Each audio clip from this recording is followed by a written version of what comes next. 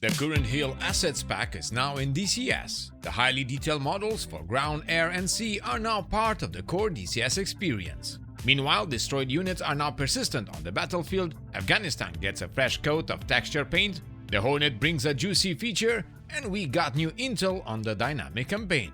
Natasha, pinch me, as I may be dreaming. So in this video, we will talk about all of that and what to expect next in DCS. Only here at How I Play. This video is sponsored by the LAN Clip, your wireless solution for hat tracking. Get it today using our link and promo code. Hello virtual pilots, I'm Andre Celesti, and tonight we'll talk about the latest update that brought a lot of changes in DCS and quite some interesting things to be discussed here. Oh, and just wait to hear what the Hornet got. But first, let's focus on the core DCS changes and the new additions like the newly added Current Hill Asset Pack. Now, if you're already using his mods, you will quickly realize that there are not all the available units that he has online in his library. But it's a good start to bring more realism and possibility in DCS when it comes to ground, air, and even naval units. I do hope this trend continues and ED starts to get more and more quality work from these talented creators out there. It's all for the better of our experience and the fast growth of the platform. And when we talk about units, we think about their destruction, as this is a digital combat simulator, and most of these units are targets for our mighty modules that we learn, fly, and perform attacks with. Now, we talked about this in the previous video, but in a short amount of time since it was mentioned, the new mission state functionality now includes a save state to all destroyed units, meaning air, ground, or infantry, in their position as destroyed statics when mission state save is used. Nice! Not only that, but now the next thing to be brought with the upcoming update is the waypoint state and group option save. Bring it on! Next, you will be happy to know that the Huey, Mi-8 and Hind now have internal cargo support. About time!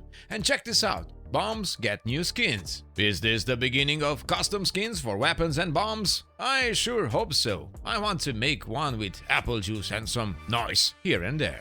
For tradition, of course.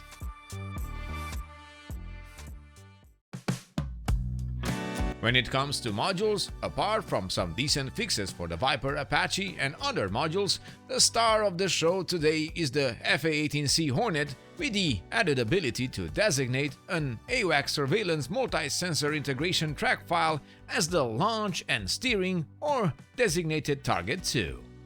Now, some of you may think this makes the Hornet some kind of missile truck, or anything that moves and gets tracked by the AWACS gets killed. It's not exactly that.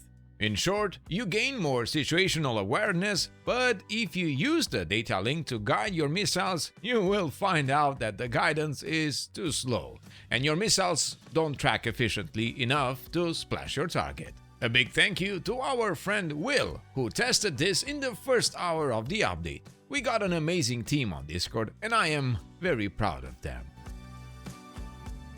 Now, ED mentioned that this is a work in progress feature and it's expected to change and get improved later. When it's going to be finalized, an instructional video will be provided.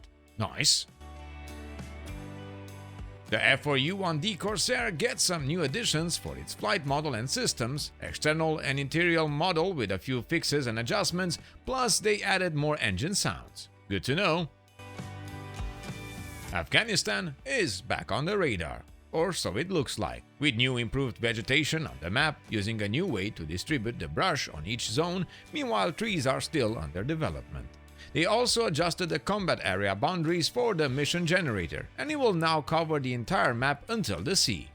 Wax did a good video explaining all of this, and I won't take too much time here, but what I must say is that he also mentioned the dynamic campaign and their current focus on ground unit management when we talk about land units and also the air assets as he's mentioning later. They are now finalizing and testing this system to distribute targets between ground units in attack and defense phases. This is happening right now.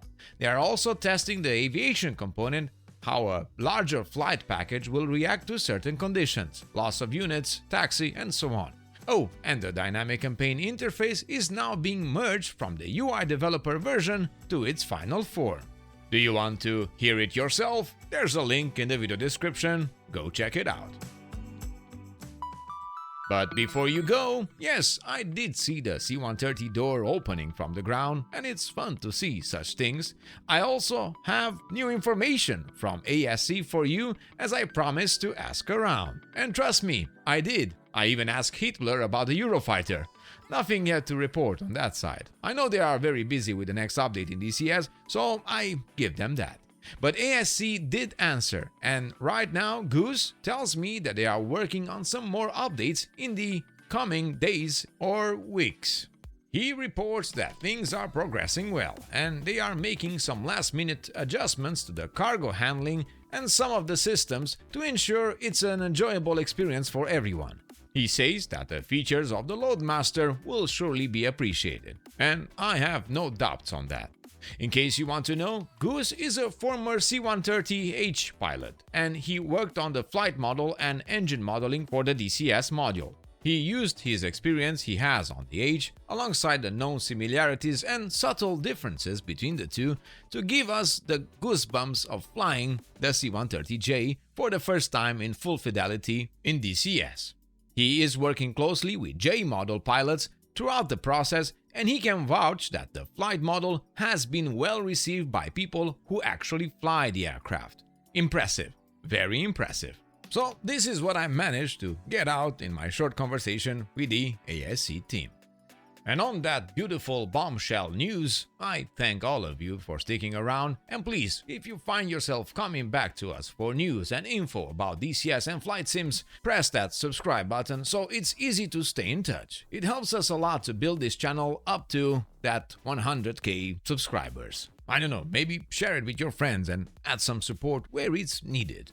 A big thank you to our Patreon members who support the channel with their donations and also by testing the HIP Dynamic server in its current state and providing valuable feedback. As we recently added our YouTube membership program, Patreon HIP pilots and co-pilots as well as YouTube First Officer members can now enjoy our behind-the-scenes videos that are published every month on a private thread, as well as other perks. More information in the video description. And as always, I am Andre Celesti, reminding you to fly safe, and I'll see you next time.